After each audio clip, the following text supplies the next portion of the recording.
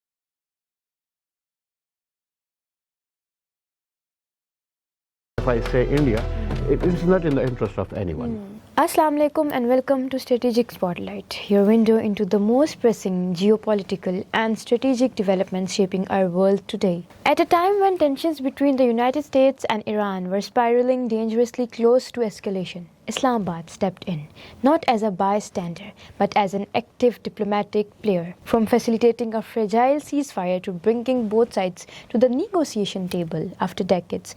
This marks a significant shift in Pakistan's global diplomatic posture. Is this a breakthrough or merely a pause in long-standing conflict? Can Pakistan's shuttle diplomacy translate into lasting peace? To unpack all of this, I am joined by a distinguished voice in journalism and strategic affairs, Mr. Senior Journalist Haknawaz Khan. Assalamu alaikum, sir. First of all, thank you so much for joining us on our show. Welcome. My pleasure to be with you. Sir, we have seen recent the Islamabad talks that it was a historic talk that happened between US and Iran, and Pakistan was the mediator in it. So how do you see that? What make Pakistan, leverage Pakistan has, which other capitals don't have, that Pakistan was able to host such a talk that didn't happen. Like the initial talks that take place were in 1979. So what make Islamabad different from other countries?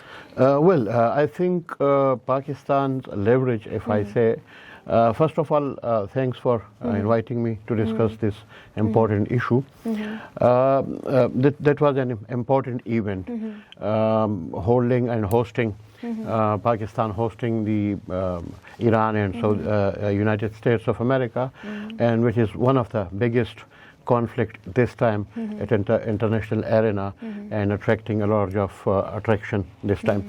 So what I will see, it was a very significant, first of all, an honor for Pakistan to host this event, though initially we can say that it's a diplomacy, nothing to be an event to have some final outcome at 1 day or 2 days.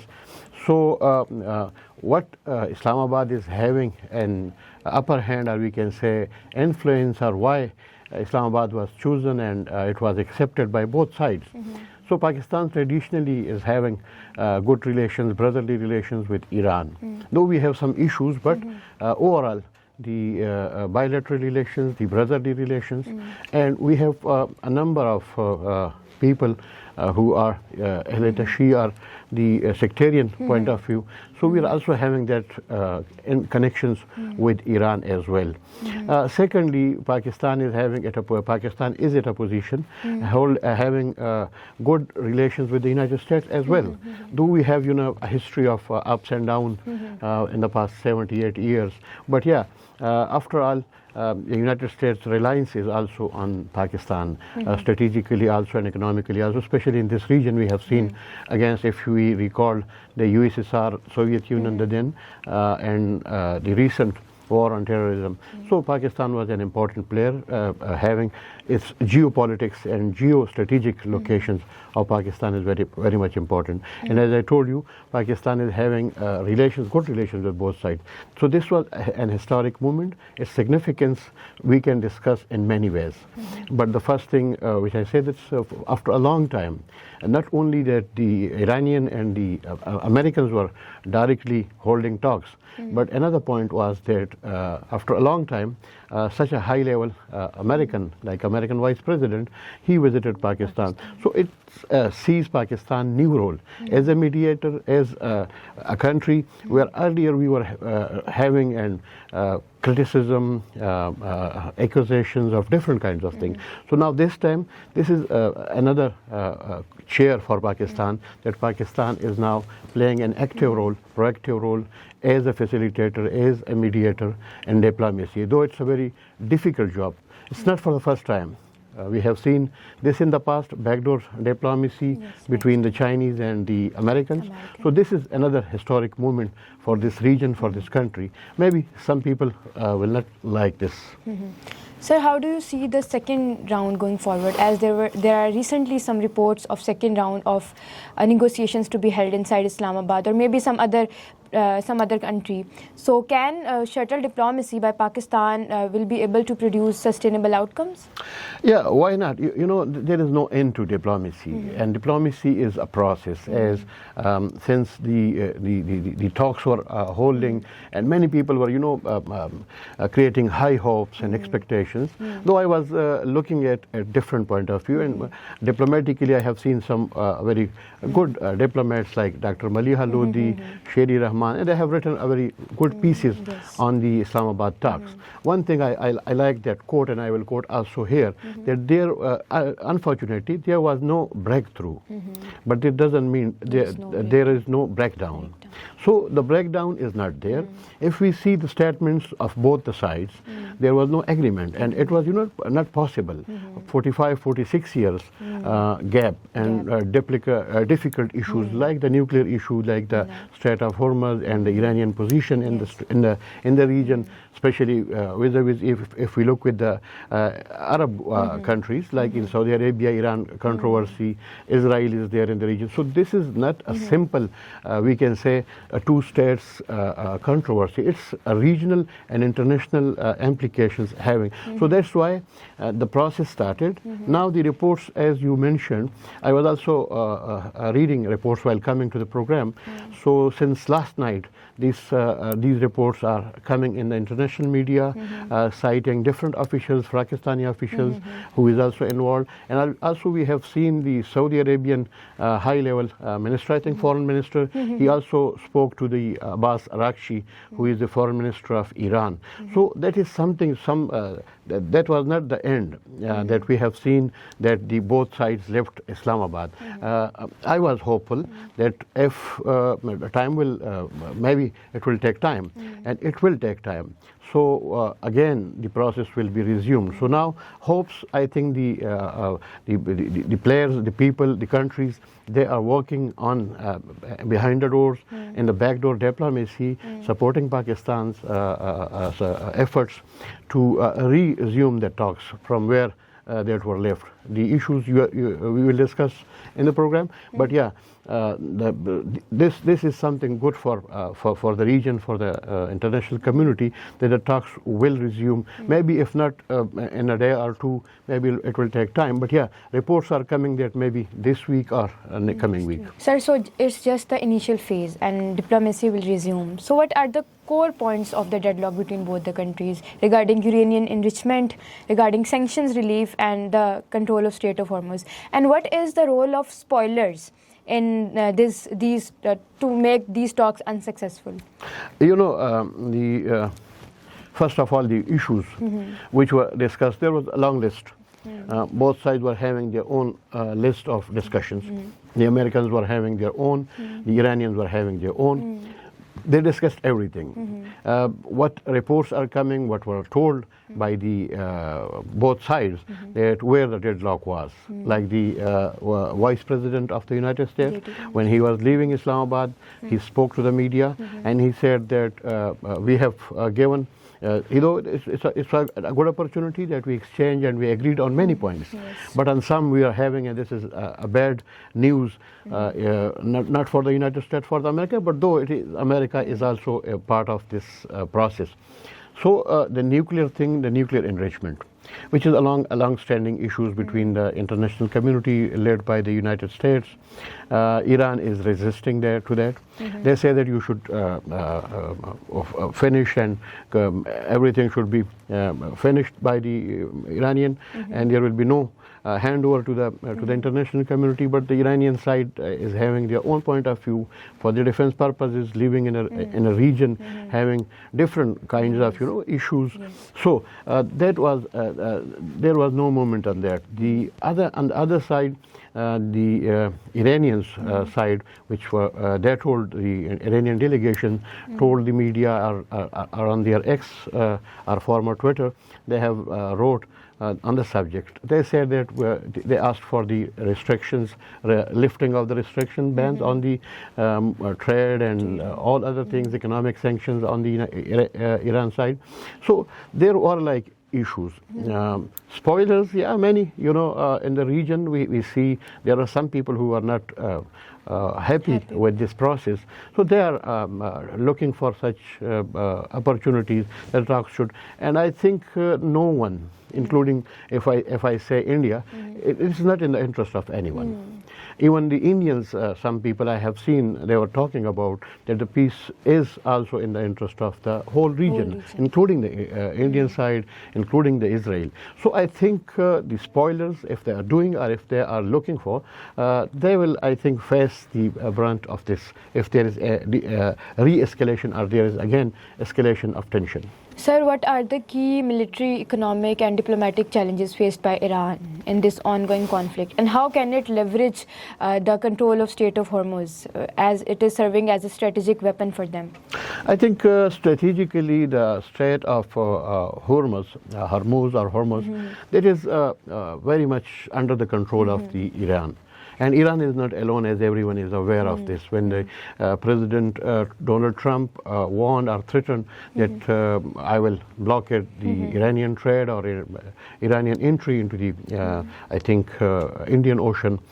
So the Chinese step in. So this is, we will not see this solely that Iran is alone in that. But strategically that region, that Hormuz, that is, I think, very, very much important for the trade of this region and also for the international.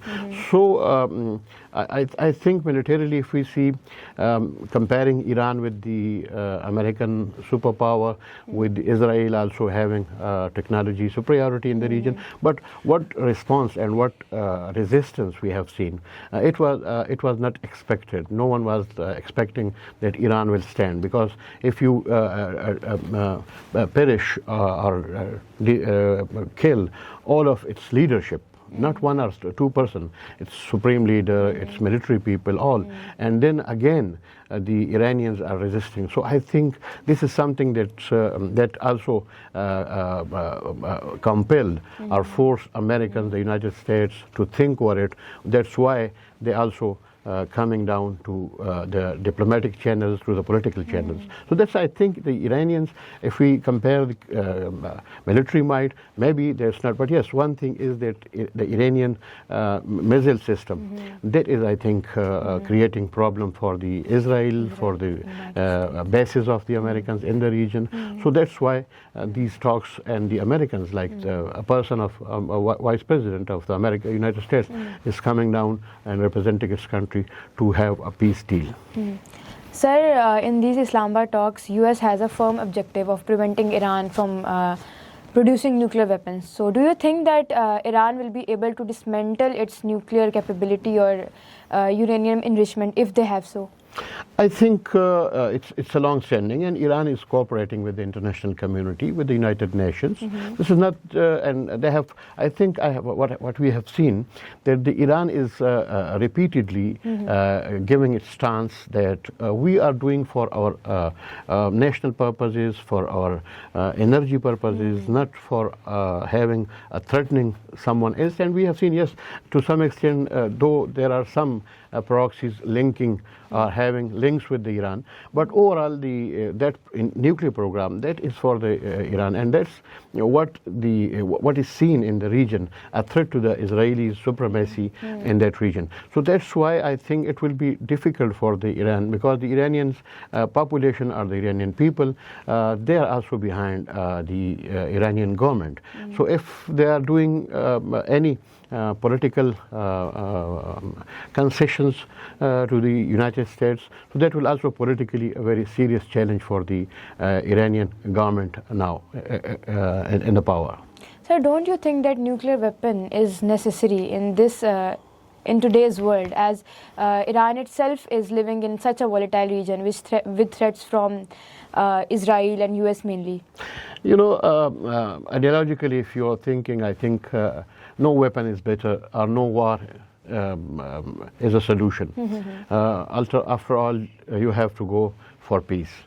But when you are living in an environment where you have security threats for your country, for your geographic location, for your borders, for your country and national interests, so I think to some extent, with responsibility, and if you have the system, because this is very serious, a minor misstep or anything wrong, if one or the other use this. So this will, like in case of Pakistan and India, we both are having nuclear capabilities. So if India is doing it or using it, or Pakistan is using it, so that will not only destroy the one side, but it will destroy the whole region. So that's why it's very sensitive, and I think the international community should come forward, and there should be no distinction or no, what I can say, differentiation between that if you are allowing some or not allowing others. If the Iran is having threats from the Israel, so why if the Israel is having a capability or creating problems in the region? So there should be some sort of a mechanism. International community should play its role, effective role. Otherwise, if you are disarming and denuclearization, and the other thing, what I will say, that the Americans especially and the international community, that's why this time the European countries, especially the United Kingdom, UK, is not backing the America, because in the past we have seen in the case of Iraq. In 2003, there was a hue and cry, and reports were coming that weapons of mass destruction, WMDs, and Iraq is going to doing this, and finally nothing comes out of that. So nothing came out of that. So that's why this time we see that if you are looking into seriously, this is a business, and if Iran is doing it for because nuclear is not only for using for in war, it is also an energy. But if you are responsible, and it gives guarantees to the international community, to the United Nations, to the relevant bodies, that we will not use it negatively, or just use it for our own purposes or for own energy and protection. So I think there is no issue at all. So, sir, beyond the nuclear issues, what are the quiet red lines by both the countries which are not discussed yet? No, I think so far all issues discussed, and indirectly the reports also coming that the American side, as you know, when the diplomats are coming, so they have limited choices to discuss on the table, and they are going back to contact their governments, seeking guidance. So we also have seen that the Israel was also, because though Israel was not directly part of this conversation or these discussions, but we have seen reports in the international media that the Israelis were briefed by the American delegation, especially the vice president, while he was going back, that what we have discussed. So there are many issues. Nuclear is at the top, Strait of Hormuz at the top. I think the other issues are the proxies inside in the region, especially in Iraq, Syria, or Yemen, and other countries. The allegations are against Iran, that Iran is supporting this. So I think most of the issues which is concerning and which is causing this conflict. I don't see if you could kindly recall why this unprovoked war was started. Just to pressurize the Iranian, because there was nothing else. So the talks and the points, all the points, they were discussed.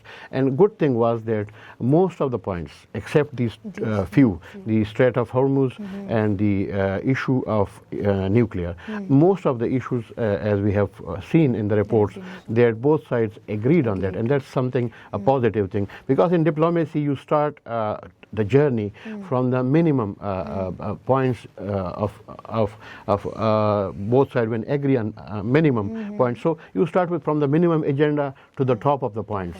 So most of the points, I think nothing is left, and we hope also that the talks resumed and with a positive outcome. Sir, looking at the geopolitical perspective, can Pakistan be able to sustain its position as a global mediator in this high-stakes conflict? I think Pakistan is a very critical position. On one hand, we have an agreement with the Saudi Arabia Defense Pact. It's not something hidden. So in case, I think that's why the talks were very important, and Pakistan played an active role.